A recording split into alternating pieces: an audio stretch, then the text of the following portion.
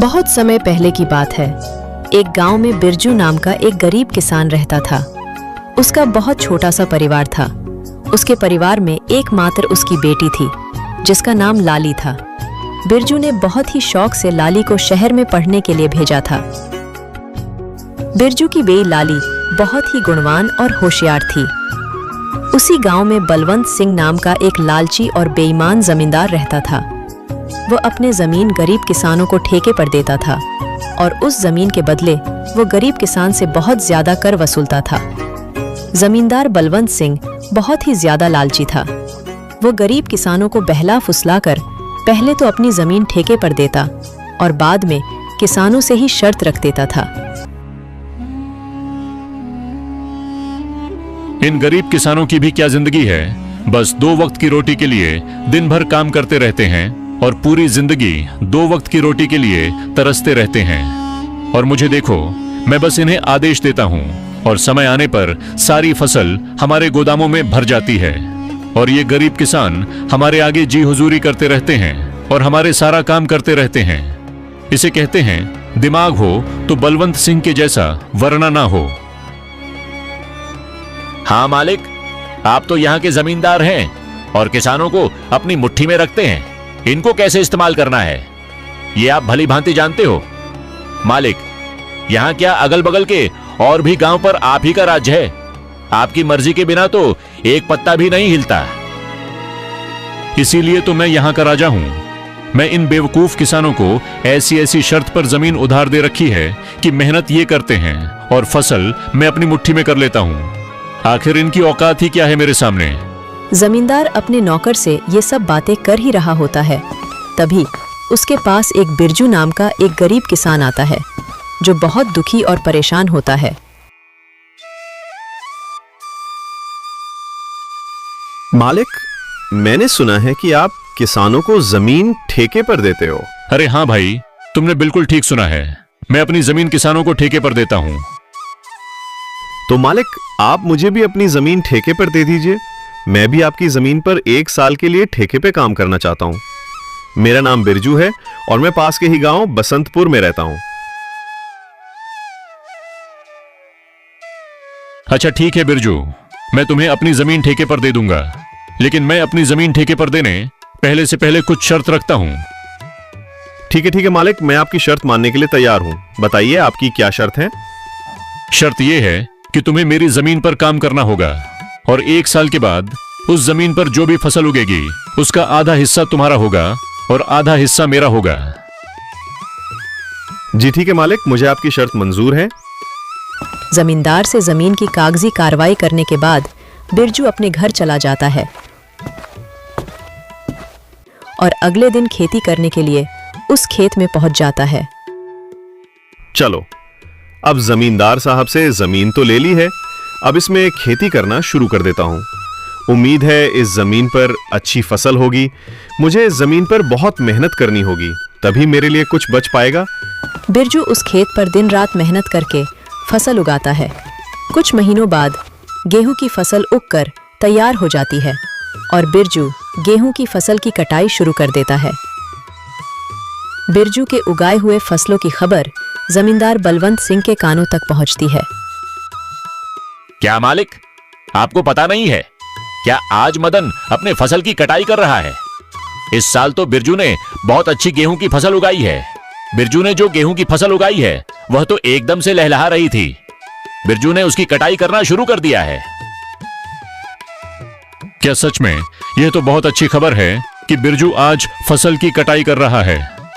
चलो चलकर देखते हैं। इस बार तो गेहूं की फसल बहुत अच्छी हुई है।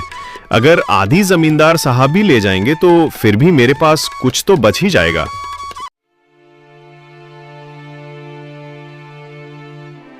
अरे बिरजू, तुमने तो फसल तैयार कर दिया और इस बार की फसल तो बहुत अच्छी लग रही है देखने में। हाँ मालिक, इस बार मैंने गेहूं की फसल लगाई है। इतनी अच्छी गेहूं की फसल उगाने के लिए इस बार मैंने अपना खून पसीना एक कर दिया है।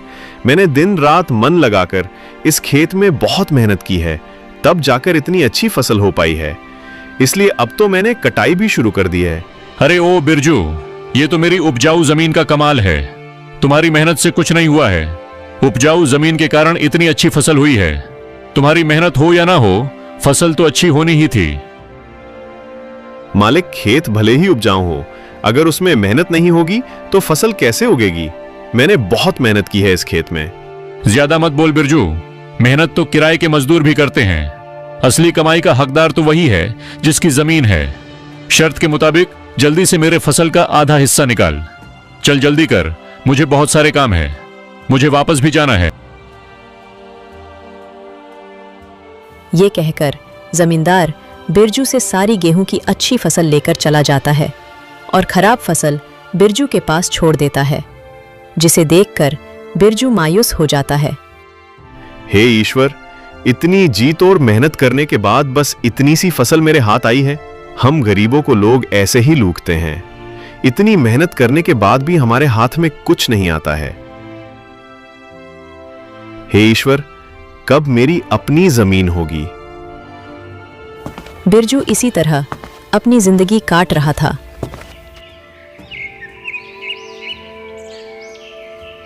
कुछ महीनों बाद बिरजू की बेटी लाली, जो शहर पढ़ने के लिए गई थी, वापस गांव आ जाती है। वापस गांव आने पर जब उसने गांव का नजारा देखा तो उसे बहुत दुख हुआ।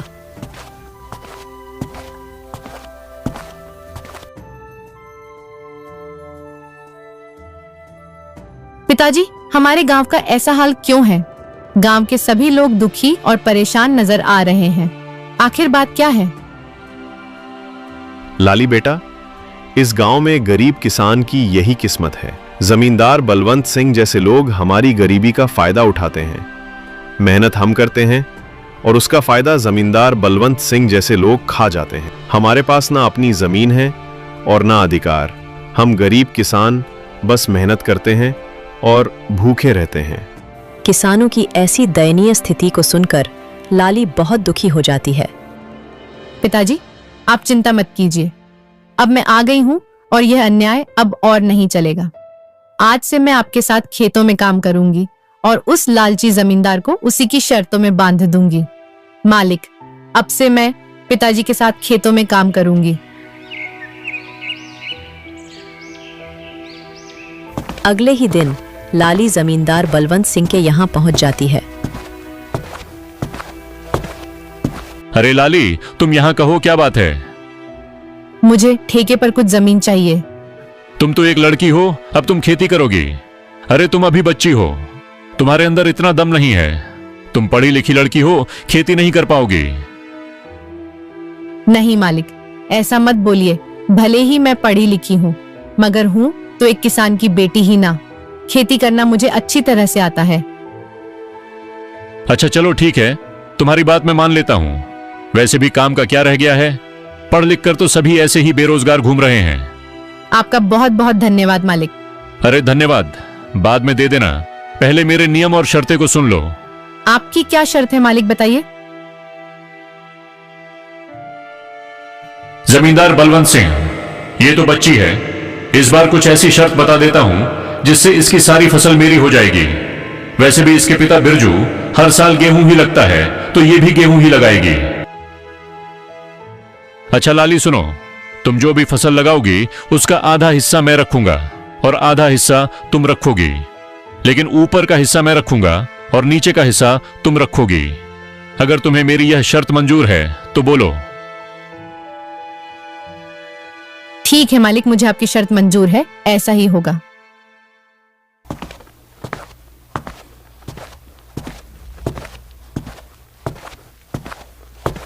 अगले दिन से लाली अपने पिता के साथ खेतों पर काम करना शुरू कर देती है। लाली ने इस बार धान की बजाय आलू की फसल लगाई और कुछ महीने बाद फसल तैयार हो गई। आलू की फसल इस बार बहुत अच्छी हुई थी।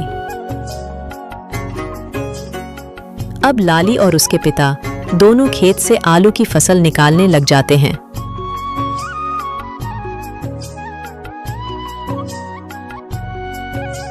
फसल की खबर मिलते ही जमींदार बलवंत सिंह लाली के पास आता है।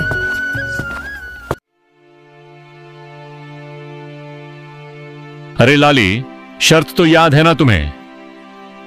हाँ हाँ मालिक, मुझे सब कुछ याद है। आधा आपका और आधा मेरा। और आपने कहा था कि ऊपर का हिस्सा आपका होगा और नीचे वाला का हिस्सा मेरा होगा।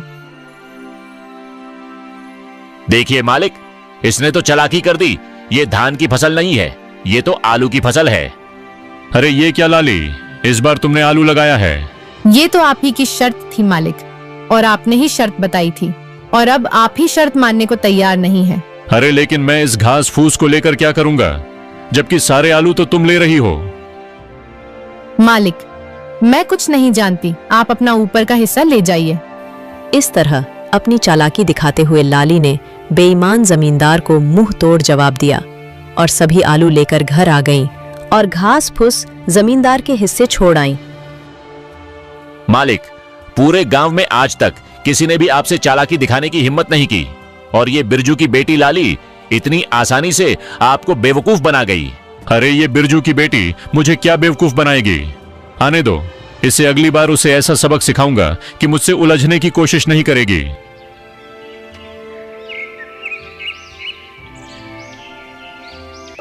कुछ दिनों के बाद लाली दोबारा जमींदार के घर जाती है।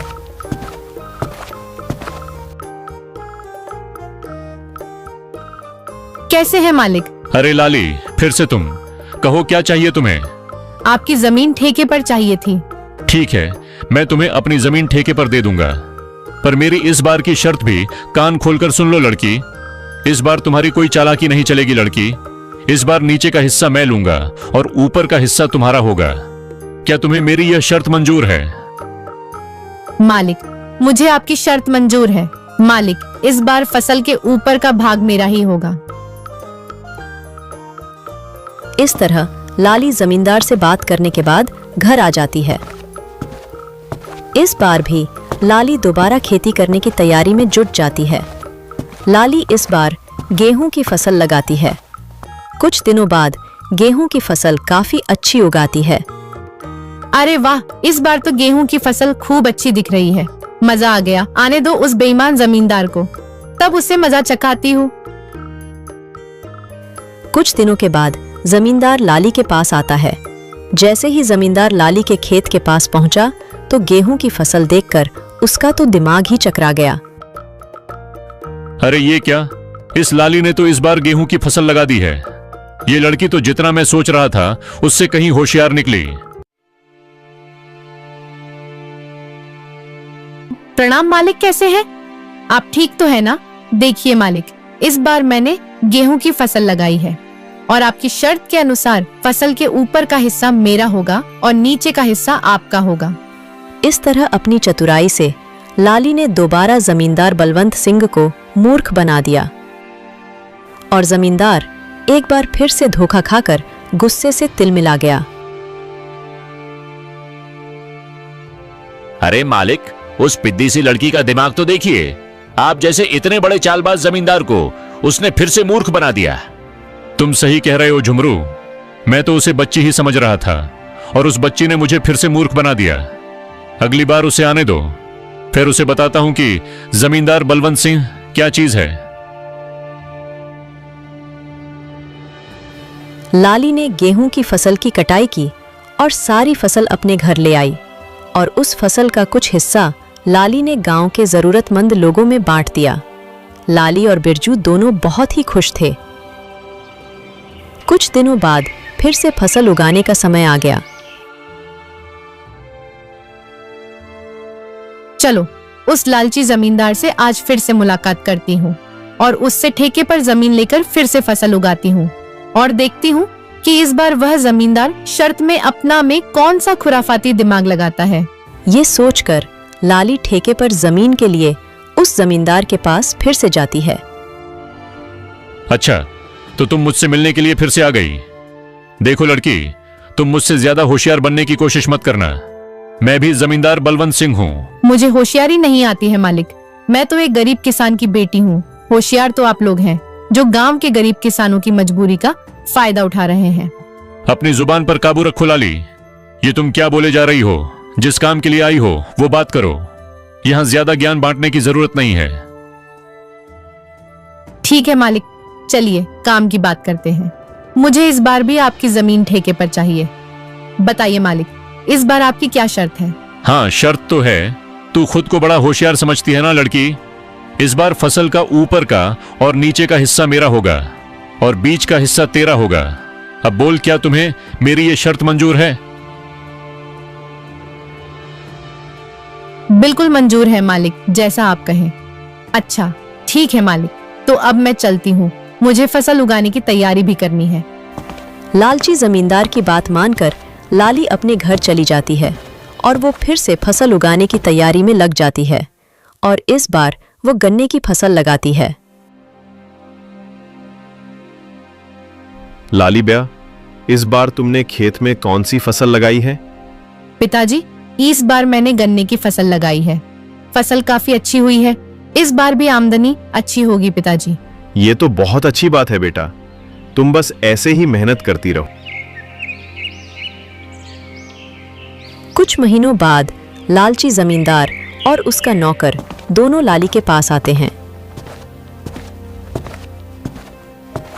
मालिक, इस बार तो लाली का दिमाग ही चकराने वाला है। इस बार तो आपने शर्त ही ऐसी रखी है, ऊपर का हिस्सा आपका और नीचे का भी हिस्सा आपका। तुमने बिल्कुल सही कहा झुमरू।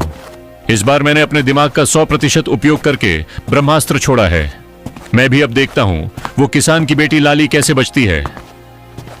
इस तरह दोनों बातें करते हुए खेत के पास पहुंच जाते हैं और जैसे ही वो खेत के पास पहुंचते हैं तो देखते हैं कि इस बार लाली ने गन्ने की खेती की है। मालिक, ये लाली तो आपकी भी अम्मा निकली। देखिए जरा, इस बार उसने कौन सी फसल लगाई है। अरे ये क्या, इस लाली में तो इस बार गन्ने की फसल लगाई। अब बताओ भला, ऊपर का और नीचे का हिस्सा मेरा होगा और बीच का हिस्सा उसका होगा। मतलब इस बार भी मेरे हिस्से में घास फूस ही आनी है। मैं इस बार भी बेवकूफ बन गया, मान गया इस किसान की बेटी के दिमाग को।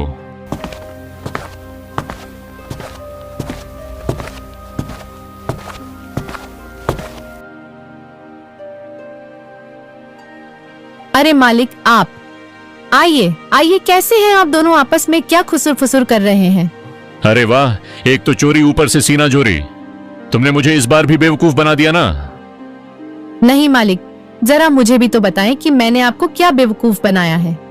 मालिक, आप तो गांव वालों को बेवकूफ बनाते हो। देखिए मालिक, इस बार मैंने गन्ने की फसल लगाई है और आपकी शर्त के मुताबिक इस फसल का ऊपर का और नीचे का हिस्सा आपका होगा और बीच का हिस्सा मेरा होगा। अरे ओ किसान की बच्ची, मालिक को ज्यादा होशियारी दिखाने की कोशिश मत करो। बेईमानी और मक्कारी में ये सबके बाप हैं बाप। ये खेत भी हमारा है और इसमें लगी फसल भी हमारी है। अरे ओ झुमरू, बस कर, ज्यादा चिल्लाने की जरूरत नहीं। शायद ये हमारी ही करनी का फल है। हमने गांव के भोले भाले किसानों को बहुत ठगा है और आज पहली बार किसी ने हमें ठगा है। इस लड़की ने हमारी आंखें खोल दी हैं। अब मैं समझ चुका हूं कि बेईमानी का फल हमेशा बेईमानी ही मिलता है। इसलिए आज के बाद मैं किसी भी किसान को परेशान नहीं करूंगा और सभी किसानों को उनकी मेहनत का बराबर का हक दूंगा। जितनी भी किसानों की जमीन मेरे पास गिरवी है, मैं उनको सारे कागज वापस कर दूंगा और कभी भी उनकी गरीबी और लाचारी का फायदा नहीं उठाऊंगा। मालिक, आपने तो ये बहुत अच्छी बात कही है। एक किसान दिन रात मेहनत करता है अपने परिवार के लिए, मगर ना ही कभी वह अच्छे कपड़े पहनता है और ना ही कभी वह अच्छा खाना खा पाता है। अपने परिवार का पेट भरने के लिए वह दिन रात अपना पेट जलाकर खेतों में मेहनत करता है। ऐसे में इन गरीब किसानों के साथ बेईमानी करना और उन्हें तकलीफ देना अच्छी बात नहीं है। इसलिए इनका हक तो इन्हें मिलाना ही चाहिए। आप इनको इनकी जमीन वापस लौटा दीजिए मालिक, और अभी भी समय है, सच्चाई के रास्ते पर आ जाइए, नहीं तो आपको इससे भी बड़ा नुकसान झेलना पड़ सकता है। इस तरह लाली अपनी मेहनत और होशियारी से लालची जमींदार को सच्चाई के रास्ते पर वापस ले आती है। जमींदार बलवंत सिंह ने वहां के किसानों की जमीन और उनका पैसा उनको वापस कर दिया। उस दिन के बाद वहां के किसान खुशी खुशी रहने लगे और किसी भी जमींदार ने